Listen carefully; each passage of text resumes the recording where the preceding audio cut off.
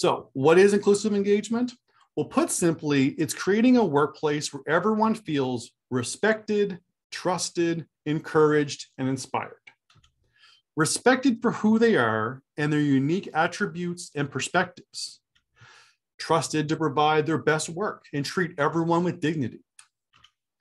Encouraged to use and improve their skills, being able to bring their whole self to work. And inspired to find meaning and purpose in their job and belonging in their environment. So let's take a quick look at each of these individually and talk a little bit about the differences that each of them can make. We'll start with respected. When employees feel respected and understood, they feel more connected to their work and to others. Respect is the basic element that should exist in every workplace. Feeling respected at work has a lot to do with being recognized and appreciated for your work, your ideas, and your skills. So at work, feeling respected is essential to feeling safe to speak up, and it can come from being appreciated for our work. When we are respected, it lets us know our efforts are not being taken for granted, which motivates us to continue to do great work. Also, if we're not respected, we'll never feel like we belong. Half of employees believe that respect is the most essential factor for a culture of inclusion. Allowing people to dance is about respecting them for who they are. Now, for a quick example about respect, let's meet Audrey. Audrey is a branch manager for a credit union. Now, she stepped into the role a year ago, and when she did, there were a lot of changes. She felt that things with staff were okay, but they could be better. She felt that the work could be done to improve engagement and morale within her team.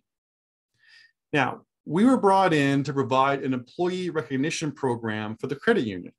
So we have a program that we call Sevenfold Recognition that helps teams and organizations build awareness and better communications of how different people understand and communicate respect and appreciation at work. Think love languages, but build specifically for creating respect and recognition in the workplace. Now, after the initial implementation of the program with her team, Audrey was able to see where common miscommunications and unintentional oversights were making some of her team feel unappreciated and disrespected. The biggest example of this was with her executive assistant. Audrey would often verbally say, "Thanks, and I really appreciate it," when her executive assistant would go above and beyond to make Audrey's busy schedule a bit easier to manage. Now, Audrey, who valued what the Sevenfold Recognition program calls encouraging feedback, sincerely meant the thank yous. And to her, that was an appropriate sign of recognition. But her executive assistant valued undivided attention. Audrey would say thank you, but it was often while looking at her phone or computer. The signs of appreciation would often be muttered while texting or answering her emails. So what Audrey needed to remember was that appreciation is largely about communication, both your verbal and nonverbal. So even though she was sincere in her efforts to say thank you, her actions ran counter to her words.